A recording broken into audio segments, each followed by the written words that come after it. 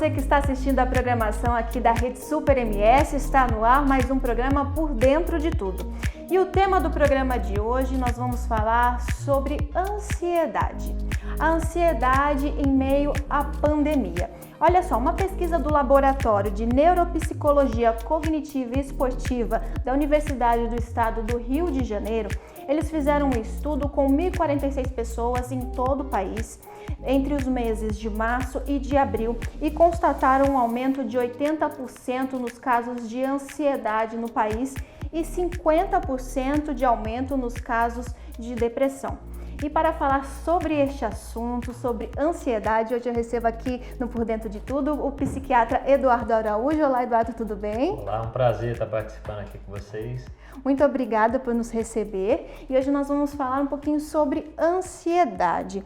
Para a gente começar esse bate-papo, doutor, o que é ansiedade? Ansiedade é um tema na psiquiatria muito amplo que pode estar relacionado a pessoas que têm uma preocupação em relação ao futuro, de que possa acontecer alguma coisa com algum ente querido, adoecer, algum problema criminal, de entrar ladrão em casa. Então, pessoas que são muito preocupadas com isso. Por exemplo, a pessoa sai de casa e a mãe fica ligando o tempo todo porque ela tem essa projeção, essa perspectiva de que possa acontecer alguma coisa muito ruim.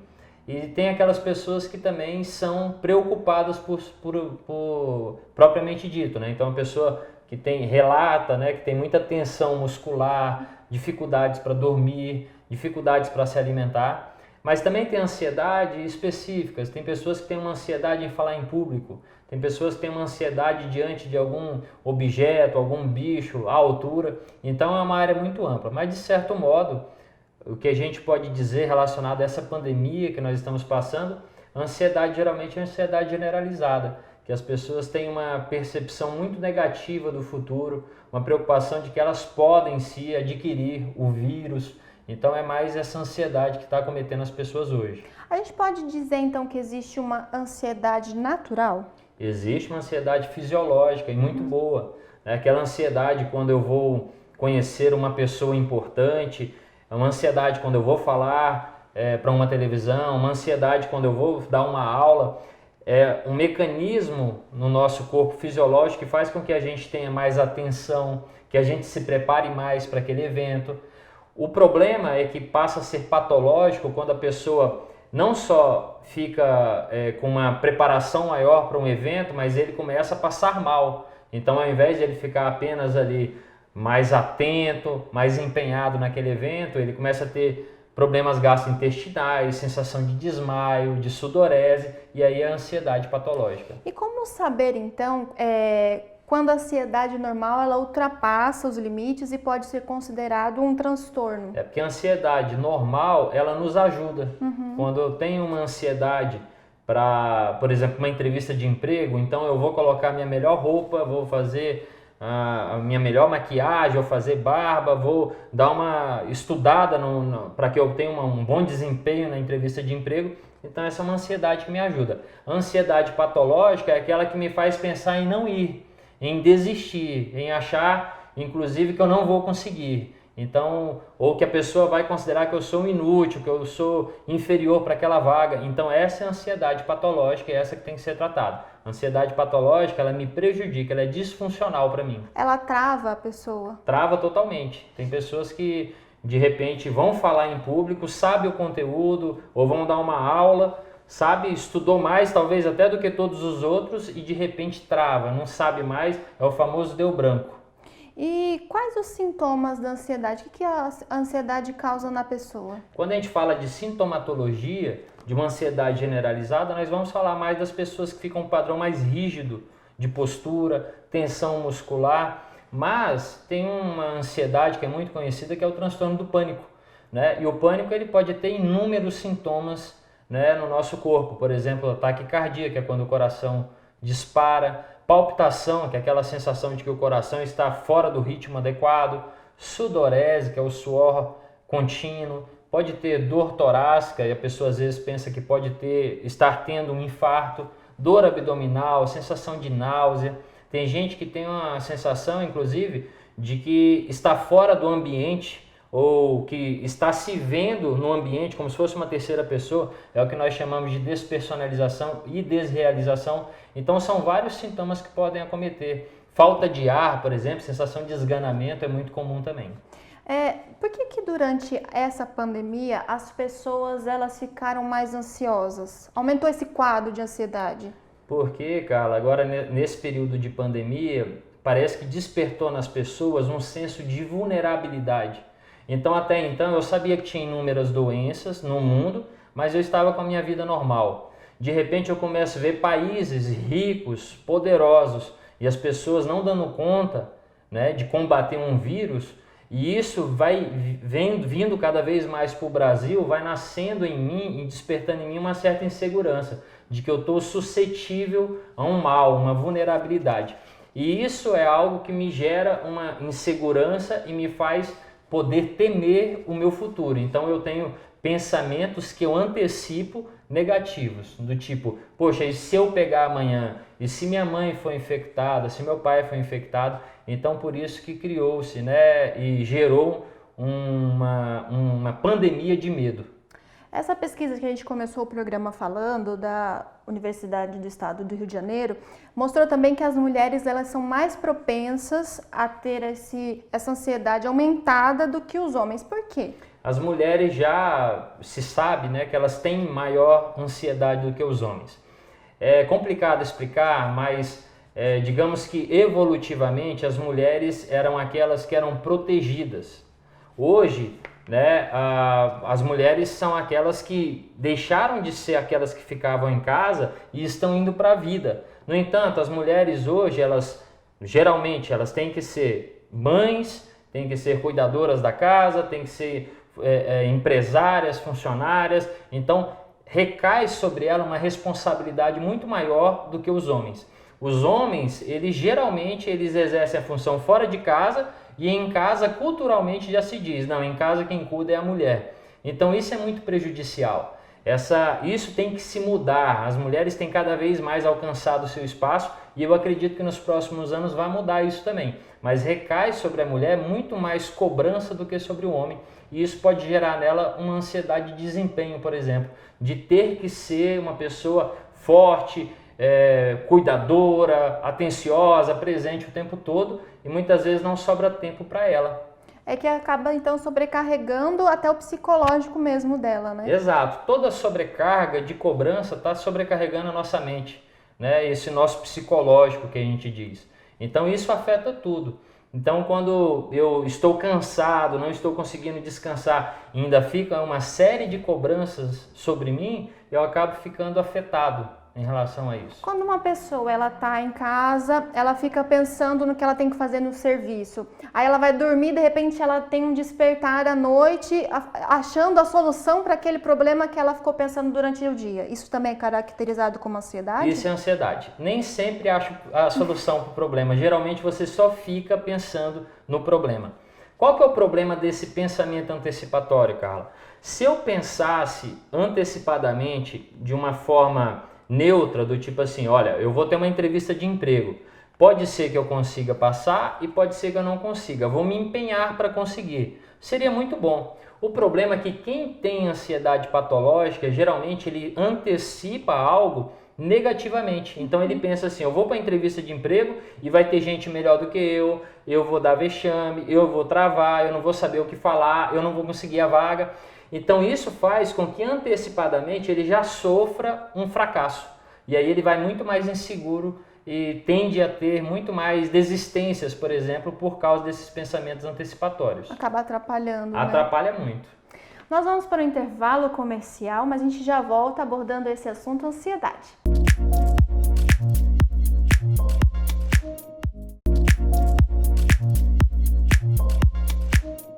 Estamos de volta com Por Dentro de Tudo e hoje nós estamos abordando no programa sobre ansiedade. Hoje eu estou falando aqui com o psiquiatra Eduardo Araújo, mas antes da gente voltar a falar sobre isso, doutor, nós estamos com um quadro agora do doutor Nicolas Contes, é o Saúde em Foco, ele é até amigo do senhor, né? Exato, amigo meu. E a gente vai ver agora a dica de hoje no quadro Saúde em Foco com o doutor Nicolas Contes, a gente já volta já falando mais sobre ansiedade.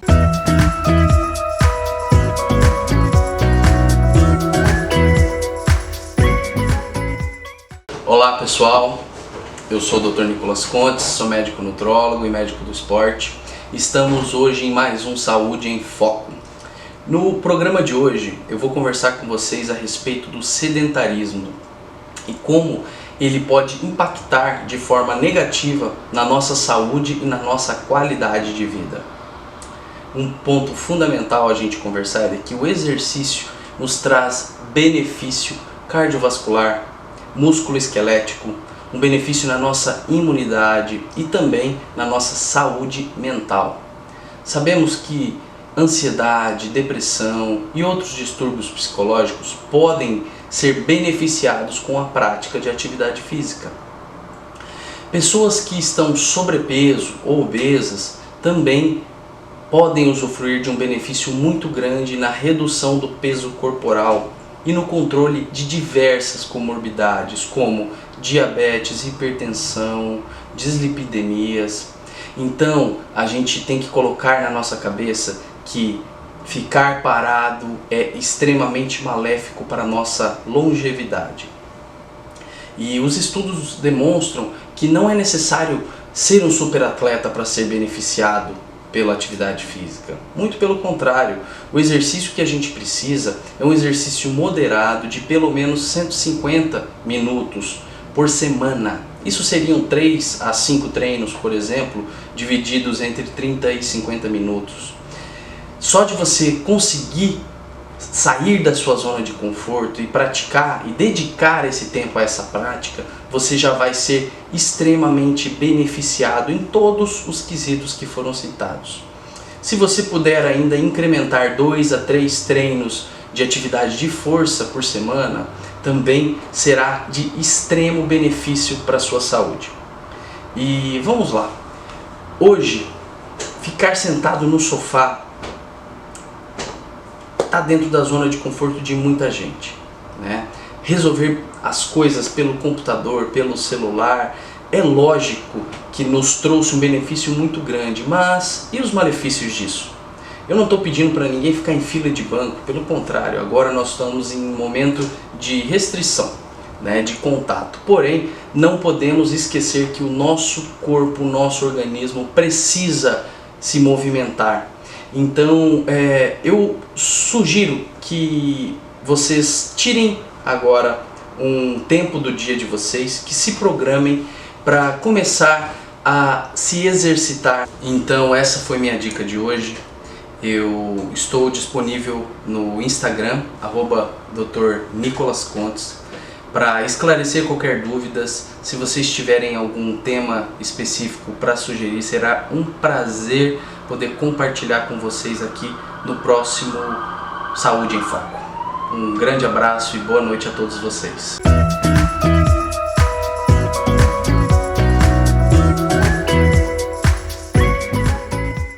Muito obrigada, Dr. Nicolas Contes, o Dr. Nicolas Contes que agora está toda semana aqui com a gente no Por Dentro de Tudo, com o quadro Saúde em Foco. E nós voltamos a falar agora com o Dr. Eduardo Araújo, que é psiquiatra. E, doutor, a gente estava falando sobre a ansiedade que aumentou durante o isolamento social. Durante esse período de pandemia, a gente viu que os profissionais da área da saúde, eles conseguiram atender agora as pessoas por internet, redes sociais e tudo mais.